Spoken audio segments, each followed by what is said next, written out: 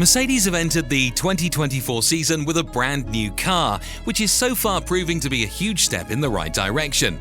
Following latest comments from Russell Hamilton and Allison, also with rumours emerging about a huge upgrade being fast-tracked to the upcoming Bahrain Grand Prix, could we see a competitive Mercedes machine much sooner than we anticipated? But more importantly, did the Brackley outfit save some performance for the race weekend itself, not revealing their cards during the pre-season tests?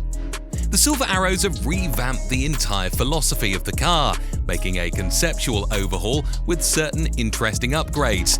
But during the pre-season tests, Mercedes weren't really pushing to their maximum, not focused on fast low-fuel qualifying laps, instead were carrying out high-fuel race stints, focusing on setup variations. The Mercedes detail was much different to the other teams, as they purely focused on gathering as much data as possible about their revamped car to test out its limits to understand whether the W15 is correlating enough with perceived simulator results. George Russell talked about the team's pre-season detail, emphasizing his happiness towards the W15's improved overall characteristics, while also pointing out where his team needs to focus on for the rest of the season. Adding more onto the matter, the future Team Alpha went on to say, "It was great to drive the W15 for the first time in anger today," Russell said. "From hitting the ground, it felt like we had a good foundation to start from. The car has been handling well and correlates to the feeling we had on the simulator ahead of coming here. We've got a very good base to build from. We're aware that there's a lot more lap time to find. We knew that would be the case ahead of the test, and Red Bull are looking very strong once again. Nevertheless, I'm confident that we're in a much better place than we were 12 months ago. The team at Brackley and Brixworth have done a great job to get us into this position with a car that is a step in the right direction. We will be focused on maximizing mileage for learning rather than chasing an optimum sweet spot with the car." Following Russell, Hamilton got his chance to test out the W15 in person, and the champion Brit had nothing but positive comments to rain on his team. The 7-time world champion was pleased with how the W15 performed at the Bahrain testing sessions, having driven the Mercedes machinery for 172 laps around the Bahrain International Circuit, mentioned that it was a clear improvement over last year's W14. But the Brit did hold off fan expectations, affirming that his team has a solid base, but has to add performance to bridge the gap Red Bull has created over the past 2 years. Elaborating on his thoughts, Hamilton went on to say, "It was a productive day out there," Lewis said. "We gathered lots of learnings about the W15 both in our long-running and single-lap work.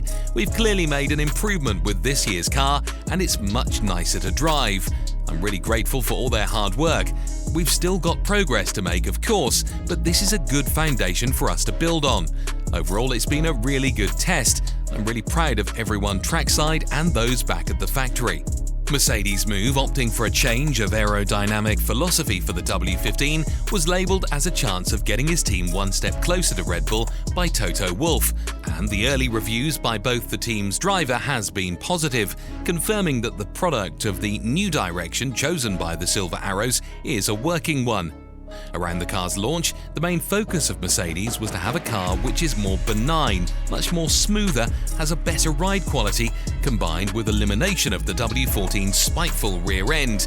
Having had a closer look at the data gathered during the pre-season tests, James Allison was pleased to mention to the media that the 2024 Mercedes car has achieved its Phase 1 goals. Elaborating further, the Mercedes technical director added, "Very productive. We had a very full test program. We're wanting to work through a bunch of setup changes that are really not possible once the season started. And so to get those items done now, it gives us some direction for the hardware that we take into the opening series of races. It's been a good test from that point of view." Introducing interesting innovations such as the cleverly interpreted front wing design and the adjustable front suspension, the W15's baseline is far more stable than the W14.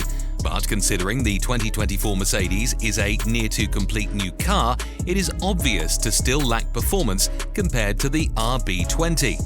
This thought was confirmed by George Russell himself, pointing out that while the W15 has a stable platform, the car still required more downforce to attain competitive pace. More downforce. When the car feels nice but it's not quite on the pace, you just need to find downforce in the right places. With this iteration of regulations, there's definitely a sweet spot for all of the teams. You want the car as low as possible, but you can't go too low in case you're bottoming out or you cause bouncing, which is still a little bit there in the background for some teams. And it doesn't take a lot to find that sweet spot and find a lot of performance. Hopefully Red Bull are already in that sweet spot and we can close that gap. But yeah, it's going to take a lot of hard work to do so. We now need to focus on firstly getting the most out of the package we have, and secondly, adding more downforce and trying to close that gap. Having loads of data, the team does align with Russell's comments. The W15 is lacking downforce compared to the Red Bull RB20.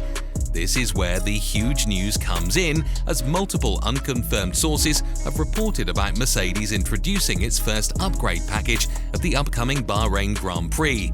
Do take this upgrade package news with a grain of salt, as it is coming out from unconfirmed sources. But according to what we know so far, the first upgrade is a new underfloor, aimed at chasing better downforce numbers. Now you may ask, why didn't Mercedes debut this floor at the pre-season tests? Well, there is an easy answer, and a backing up case. Firstly, the Brackley outfit did not want to show their true hand to rival teams as early as pre-season. That was the basic reasoning behind Mercedes underperforming, apparent from the W15's low top speed numbers, turning down its engine power. Secondly, an incident on track easily would mean lifting the car with the use of a crane, revealing the underfloor design similar to the Williams FW46. So to avoid this, Mercedes ran what is the launch spec of the W15 at the Bahrain tests, gathering crucial data points, helping to shape the rumoured second specification underfloor upgrade package. Dwelling a little into two important details, the front wing and the adjustable front suspension of the W15. Let's start with the suspension, as this is a clever piece of engineering. Mercedes has designed the suspension with the ability to move the rear upper wishbone leg, giving the ability to play with different anti-dive angles to better suit track requirements. Most teams do have some level of freedom in this area, but we are usually talking about millimeters rather than the many centimeters of freedom that the solution on the W15 affords Mercedes. Moving on to the Mercedes front wing design, which has everyone's attention for some time now. Some have labelled it as a bold interpretation of the rules, while others are considering of protesting against the design, considering it creates the Y250 vortex, which was outlawed within the current set of technical regulations. But Wolf has come forth and revealed that the intricate front wing design has been deemed legal by the governing body. All things considered, what do you guys think? How much of a determining factor is the Mercedes front wing when it comes to a performance standpoint? Do you expect Mercedes to debut a new floor at Bahrain to improve their competitive chances? We are very much into your thoughts and perspectives in the comments down below. And on your way down, don't forget to subscribe to the channel to get notified about future uploads, to keep yourself up to date about the 2024 Formula One season.